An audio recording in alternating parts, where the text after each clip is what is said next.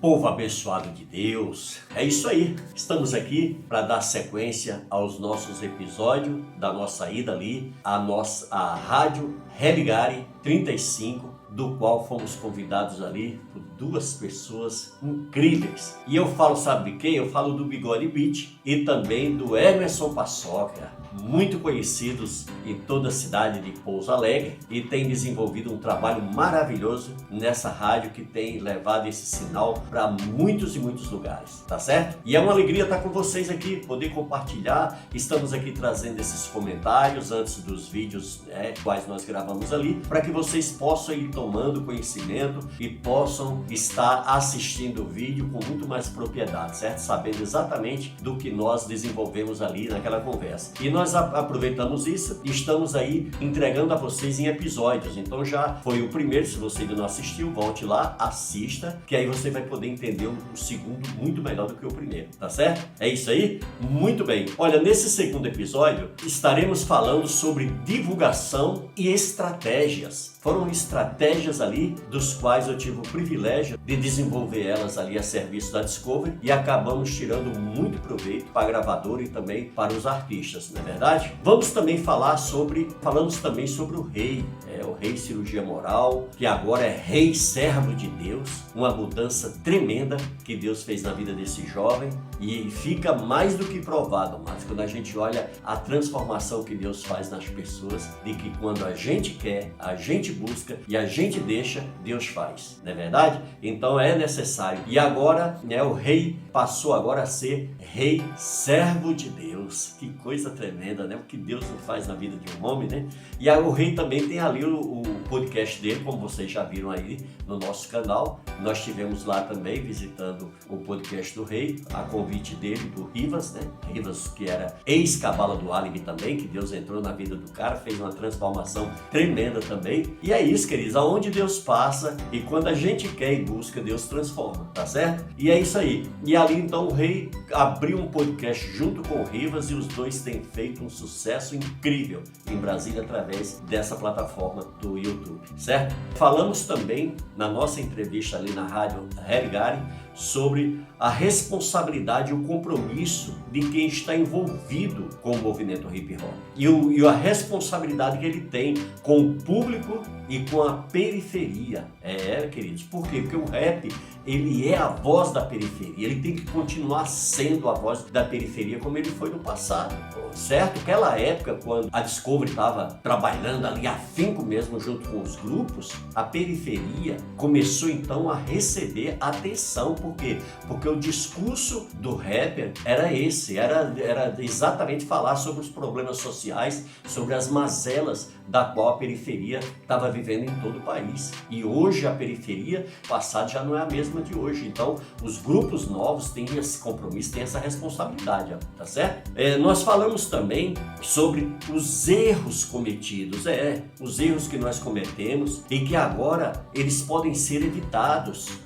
Meus amados, vocês que estão aí envolvidos na cena hip hop do país, vocês agora não precisam mais sofrer, mais sacrificar do jeito que nós sofremos e fomos sacrificados, entendeu? Por quê? Porque agora vocês já têm uma base, agora vocês já têm um referencial, vocês agora já têm uma luz acesa para vocês caminharem, tá certo? E agora vocês precisam o quê? Vocês precisam, sim, ter responsabilidade, tá certo? Com o que vocês falam, com o que vocês pregam através das letras de vocês, certo?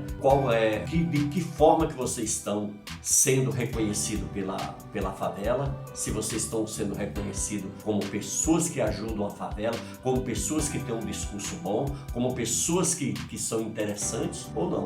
Vocês que vão determinar isso, tá certo? Através do trabalho de vocês. Nós falamos ali também sobre os artistas independentes e a sua perseverança e a fé, né? Acreditar na sua arte, acreditar sempre em você, porque se você não acreditar em você, quem é que vai acreditar? Se você não confiar no teu taco, quem é que vai confiar? Não é verdade? Então você é a primeira pessoa a acreditar, a não desistir, não parar e seguir em frente. Nós falamos sobre isso aí, tá certo? No programa. Toma essas orientações que você vai ver o quanto isso é importante para você, tá certo? Nós falamos também sobre a falta de humildade, mas também as suas consequências, as perdas irreparáveis e a importância dessa coisa no nosso caráter, da humildade, tá certo? Da simplicidade, da honestidade, de nós sermos verdadeiros. E isso é muito importante, querido. Por quê? Porque tem pessoas que estão aí ralando, tá na humildade, tá na simplicidade, mas na hora que começa a entrar em evidência, na hora que as portas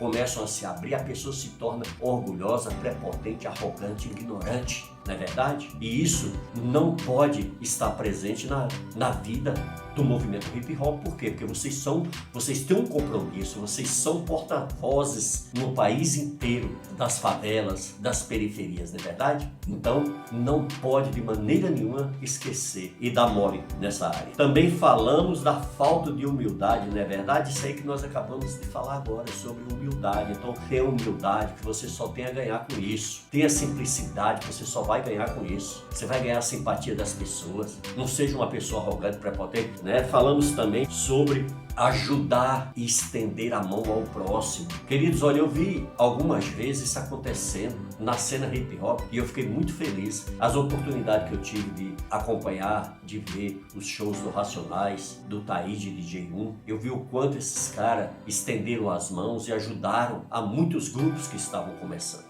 Pessoas que estavam fora da cena hip hop e que hoje estão em evidência, tiveram a oportunidade um dia de subir num palco onde o Racionais, onde o Taíde estava cantando. Olha, isso é um gesto que é um gesto nobre, é um gesto louvável. Então continue conduzindo isso, continue fazendo, imita as coisas boas e deixa de lado as ruins. Por quê? Porque as ruins não vai somar nada na vida de ninguém. Muito pelo contrário, vai atrasar a vida de muita gente. Não é verdade? Então é isso, querido. Outro ponto também relevante nesse bate-papo, nós falamos também que ninguém vai a lugar nenhum sozinho, certo? Ninguém chega ao sucesso sozinho.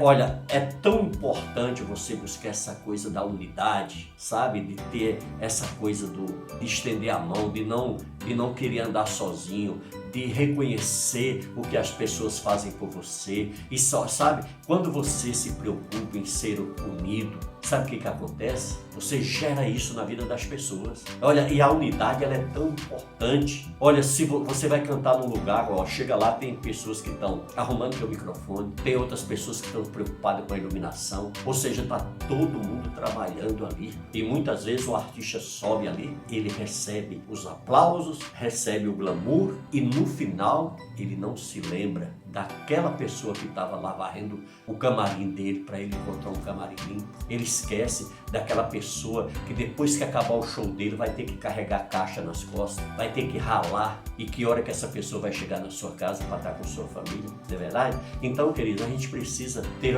esse discernimento, essa sensibilidade, porque hoje a gente vê muita gente aí, sabe, em cima dos palcos, arrogante, com uma prepotência, uma empáfia muito grande, não é verdade? Então, vamos tirar isso como exemplo para as nossas vidas, porque aí sim você vai ser um artista muito mais respeitado, você vai ser uma pessoa muito mais importante, você vai ser um influenciador de grande caráter, de grande qualidade, tá certo? Nós falamos também sobre a figura do empresário, a importância que ele tem na cena hip hop, o quanto ele é importante, o quanto ele é verdadeiramente indispensável nesse processo. Porque nós moramos num país capitalista onde tudo que você vai fazer envolve grana. A gente trata disso aí na entrevista, não é verdade? Ainda que a gente não tenha se alongado devido ao tempo, mas a gente fala um pouco sobre isso e o quanto que é importante, sabe, a gente está se dedicando, o quanto é importante a gente estar valorizando essa figura do empresário. Às vezes a gente vê pessoas ao contrário, grupos que se beneficiaram e que hoje criticam e até marginaliza. Queridos, qualquer empresário nesse mundo ou em qualquer área da vida dele, ele investe o quê? Esperando retorno. Ele faz esperando benefícios. Por quê? Porque ele é um empresário, a visão dele é diferente, a visão dele é muito diferenciada dos demais. Cada pessoa no seu devido lugar. Então nós precisamos entender isso e valorizar, tá certo? Bom, aí vocês vão ver na entrevista e vocês vão poder tirar mais alguma conclusão. Outra coisa, amados, que a gente nessa entrevista, e vamos aí nesse segundo episódio, é o seguinte: a gente vai falar sobre gratidão. Cara, como é difícil a gente lidar com pessoas ingratas, pessoas que você ajuda e ela não tá nem aí, ela acha, tem uns que acham que você não fez mais do que obrigação, não é verdade? Tem filho dentro de casa que o pai e a mãe se matam para botar as coisas dentro de casa, no maior sacrifício do mundo, e aí eles ainda acham que eles não fizeram mais do que obrigação. Eles não entendem que um dia eles vão ser pai, um dia vão ser mãe, e vão estar na mesma condição do seu pai e da sua mãe. Então, queridos, a gente tem que aprender a ser grato desde dentro de casa, agradecer a todas as pessoas que fazem parte da nossa vida e que contribuem de alguma forma, direto ou indiretamente. Nós precisamos ter um coração grato. Se você é um rapper e você procura buscar esses valores para a tua vida, você vai ser um cara muito mais interessante. Vai ser uma pessoa muito mais elogiada, muito mais valorizada. Pode ter certeza disso, querido. Nós tratamos disso também, sabe o quê? Sobre as pessoas que perdem suas raízes, se deslumbra, esquece de onde saiu. Quem esqueceu de onde saiu não sabe onde vai chegar, não é verdade? Então veja bem, precisamos sim reconhecer, tá certo? De onde a gente saiu. Nunca perder esse foco, procurar andar com integridade, com verdade, com sinceridade, tá certo? Sempre reconhecendo, sempre valorizando de onde saímos, as pessoas que passaram na nossa vida e tirar lições de tudo isso que nós aprendemos para que a gente possa ser melhor na vida das pessoas. Você tá me entendendo? Então é isso, queridos. Nós também tratamos nesse segundo episódio sobre quanto a Discovery, né? Até o Emerson Paçoca me faz a pergunta se a Discovery gerou muito emprego. E ali, né, devido a gente estar com o tempo contado, a gente não pôde falar com mais entendimento sobre isso, né? Mas olha, a Discovery contribuiu muito para muitos pais de família, para muita mãe, muitos filhos, grupos que recebiam os seus cachês, grupos que recebiam a sua porcentagem da qual tinha direito à venda do disco, ou seja, revenderem CDs para as pessoas trabalharem na loja, entendeu, queridos? Então a Discovery estava sempre gerando algum tipo de emprego para alguém. Isso é muito bom, é a parte muito agradável da qual a gente vê que nós fomos relevantes na vida de pessoas. E depois, por último, agora nesse segundo episódio, nós vamos falar sobre a divulgação, a importância, querido, que a divulgação tem. Ela é fora de série. Vocês que estão hoje envolvidos em plataformas digitais, vocês sabem o quanto é importante explorar isso. Quem sabe e tem habilidade para isso está muito na frente, não é verdade? Tem pessoas aí que estão ganhando rios de dinheiro, por quê? Porque está gastando, está investindo em divulgação. E era isso que nós fazíamos dentro das nossas condições que nós tínhamos com a Discovery. E olha que vocês sabem que a mídia, quanto mais evidência ela te coloca naquele tempo, então imagina para a gente tocar um disco na rádio, era um absurdo. Se você não tivesse dinheiro, você jamais iria tocar. Mas a importância também era grande, porque, por exemplo, uma rádio igual a 105 em São Paulo,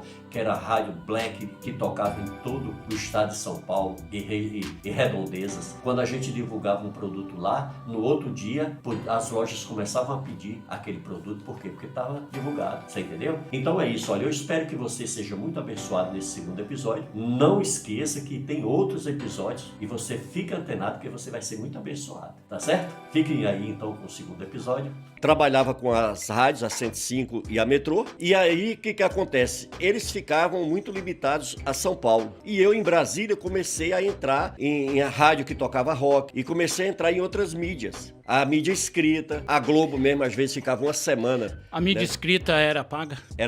Algumas matérias são pagas. Você, no início, quando você entra, você vai explorando. É porque tem um espaço cultural. Você sabe que nas emissoras de rádio também, o contrato delas, elas têm que separar tantas horas para fazer um trabalho cultural, né? Que é rodar uma música independente e tal, né? E isso fazia parte antigamente. Não sei se hoje ainda existe na legislação. Então, a mídia também tinha isso. As primeiras matérias ali, até que eles vão dando, né? Só que depois que você entra, aí você se torna um cliente. Aquilo ali tudo tem custos também. O cara não vai ficar deixando de colocar um cliente dele que gasta para colocar trabalhos que não entra nada para a empresa. A empresa vive de dinheiro. Ela tem uma folha de pagamento, ela tem todo os custos que ela tem que bancar isso todo mês, né? Então, se a gente não chegasse, né, com o famoso jabá, aí sim a gente conseguiria entrar. Sim. E aí nós pagávamos, né? Uma parte da mídia a gente pagava, a outra a gente ia explorando, né, através das amizades. Eu, por exemplo, eu tinha uma loja que fornecia House, na época do House, não sei se você lembra. Lembro que saía os piratão. Isso, Tinha aqueles piratão, né?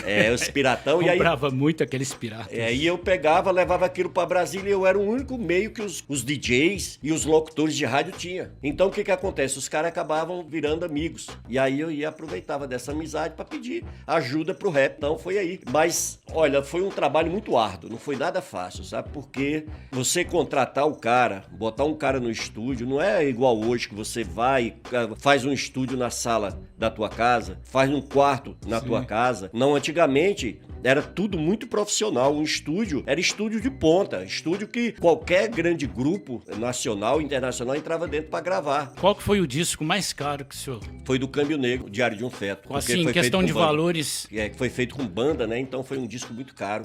Ah. E tudo praticamente que nós faturamos na Discovery era praticamente tudo revertido para a própria gravadora, né? Então ali, porque tudo era muito caro, você ia divulgar, você pagava caro para divulgação. Quando tinha, porque as emissoras de rádio nem pagando elas abriam espaço para você, entendeu? Porque lá mesmo nós tínhamos o Celção, que tem o Mix Mania lá em Brasília, que ele tocava música black, mas quando era o rap nacional, eu chegava e falava, e aí, Celção, não dá pra... Não, olha, cara, não tem jeito, se eu colocar aqui, eu assino minha carta de demissão. Então era proibido pela direção da rádio, porque o rap era uma música marginalizada. E a galera também que fazia, na época, nós éramos muito irresponsáveis, entendeu? Por quê? Porque a gente era muito meninão, a gente levava tudo na brincadeira. Que idade que o senhor tinha naquela época? Eu deveria ter uns 32 anos. Saiu uma reportagem de uma revista, agora eu não me lembro a revista, que na reportagem dizia que o senhor tinha uma geladeira, uma TV e a loja, verdade? É verdade. É. E ainda, né, tava o senhor na foto, tem outra foto que acho que tá o senhor, o rei e mais um, dentro da loja. Porque o rei, na verdade, o rei, né, do Cirurgia Moral trabalhava comigo. Ele era o braço direito do senhor naquela época? Naquela época, era mais de confiança, assim, porque... ele se tornou o senhor como fala um filho, muito né? dele, né? Ele se tornou como um filho pra nós. Um menino que a gente investiu. Foi ele que levou o Câmbio Negro até a mim. O rei é o Cirurgia Moral, né? Pra o quem rei, não sabe, o rei é o Cirurgia Moral. Isso, hoje ele tem até o podcast, ele né? Tem o podcast. O senhor teve no podcast dele, né? Foi o primeiro podcast, né, que o senhor fez.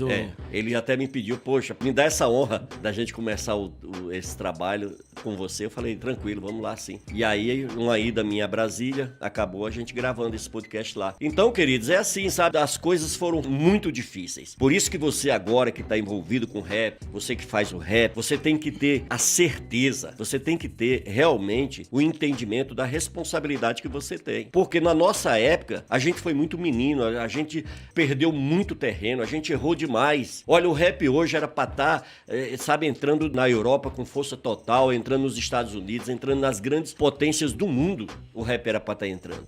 Mas infelizmente, por a gente não ter levado a coisa a sério, pra gente não ter tratado a coisa com a seriedade, com a responsabilidade que exigia, a gente não fez. Hoje, tá todo mundo já velho, cabeça branca, barba branca, e aí a gente vê como que a gente poderia ter mudado esse quadro. Então, olha, você que agora está começando agora, você está tendo uma oportunidade que nós não tivemos. Nós não tínhamos ninguém, sabe, para ir por uma emissora de rádio, orientar, dar toque, o que é que poderia ser evitado, o que poderia ser melhorado, o que poderia não se fazer. E agora vocês têm essa oportunidade. Então, olha, você que é independente, você tem que acreditar muito em você, cara. Todo mundo vai dizer que não, todo mundo vai te jogar para baixo, mas você não pode de maneira nenhuma se dobrar. Ou então você não está preparado para ser um artista independente, entendeu? As portas vão ser fechadas na tua cara, você vai ser muitas vezes criticado, até dentro da tua própria casa, às vezes as pessoas vão te botar na parede, entendeu? Mas você acredita nos teus sonhos, ou então não adianta você sonhar. Então, olha, o sonho é para quem acredita no sonho, entendeu? Então, é isso, é você perseverar, você acreditar, você ter humildade, porque um grandes problemas que nós sofremos e perdemos com o rap foi por falta de humildade. Mas ainda perde, né? Porque falta humildade ainda, né? Né? É difícil achar... Assim, tem pessoas muito humildes dentro do rap. Assim, em geral, né? Não é só rap, é em geral, né? Porque uma pessoa humilde é uma pessoa bonita, né? Porque ela respeita, ela dá ouvido, Ela conhece ela seus troca limites, ideia, né? ela conhece seus limites, ela não pisa em ninguém, É verdade. né? É. Pelo contrário, ela se faz menos que aquela pessoa, né? É verdade. E eu acho que falta, porque a gente aqui, que a gente está praticamente começando agora, nós somos de Minas, e a gente também tem um certo preconceito por ser de Minas, entendeu? Ah, vocês são lá de Pouso Alegre. Não conheço, quem que são os caras? Então a gente sofre com isso, mas a gente não abaixa a cabeça não, a gente continua, a gente acredita no nosso potencial, porque a gente pode, e outra, a gente não começou ontem, né? É isso aí. E não pode, tem que ter essa mentalidade, tem que ter essa visão, que tem que ir em frente, cara. Até porque se a gente pudesse se ajudar o outro, né? Porque não custa, se você pode ajudar, por que você não ajuda? É, Né? mas- Se você pode abrir uma porta, ou tocar uma música, ou mostrar o caminho, por que não ajuda? Tem gente que não gosta de fazer isso. Não sei se tem medo de perder o lugar, ou qual é que é. Entendeu? Então tem muito disso. É. A gente vê uma banda como Racionais, grupo de rap, aí você vê lá quem? Brau, KLJ, Ed Rock, Ice Blue, os quatro. Mas veja bem, para aquele trampo do Racionais chegar à mídia, para eles chegarem no patamar que eles se encontram hoje, teve todo um trabalho de pessoas que investiram horas, que investiram dinheiro, que fizeram uma série, abriram espaço para eles. Teve empresário, que muitas vezes os empresários são muito marginalizados no meio disso tudo, entendeu? Mas, olha, sem o dinheiro dos caras, hoje o que é que você faz sem dinheiro? Nada. Faz nada, tudo depende da grana, tudo depende do Aqui, dinheiro, velho. Você quer... Você vive num país capitalista, meu irmão. Infelizmente, né? É. Tudo precisa de dinheiro. Tudo precisa do dinheiro, então é aí que entra a figura do empresário. E esses caras, eles têm que ser valorizados. Às vezes eu fico olhando, sabe, o William, Serafim, Donizete, Giba e tantos outros, né?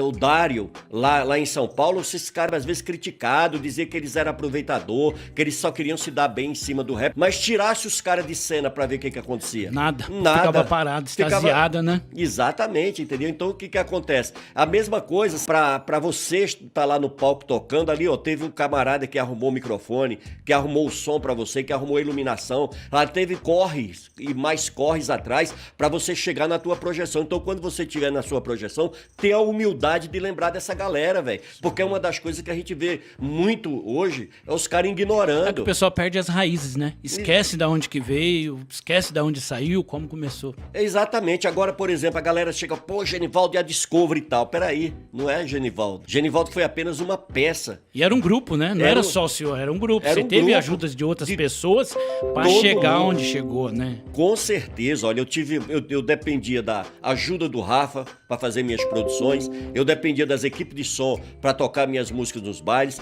eu dependia das emissoras de rádio, de tanta gente bater na porta e receber, não mais uma hora eles tiveram que abrir as portas pra gente. Tinha muitos funcionários que trabalhavam junto com o senhor ali no corpo ali. Tinha direto e indiretamente, né? Porque, por exemplo, né, eu tinha o Dyer, que, né, não era funcionário da empresa. O Dyer, ele depois veio ser dono, né? Foi exatamente. Depois eu fui e vendi o selo pra ele. O Dyer é do Guindaste Guindaste 121. 121. Então o Dyer, ele era meu vendedor externo. Como que ele era vendedor? Ele chegava na loja, eu passava o CD pra ele, e aí ele botava uma porcentagem em cima do preço do CD que ele me comprava e revendia, né? Revendia pra São Paulo, Ribeirão Preto, nesses lugares. Então o que acontece? E aí eu tinha que fazer o corre na divulgação, porque o lojista só iria comprar aquele CD se aparecesse alguém pra comprar dele na loja. E pro cara ir na loja, a música teria que estar sendo divulgada. Sim. Ou seja, a divulgação era o grande carro-chefe, era a área que a gente mais gastava dinheiro, era com divulgação, porque é tudo muito caro.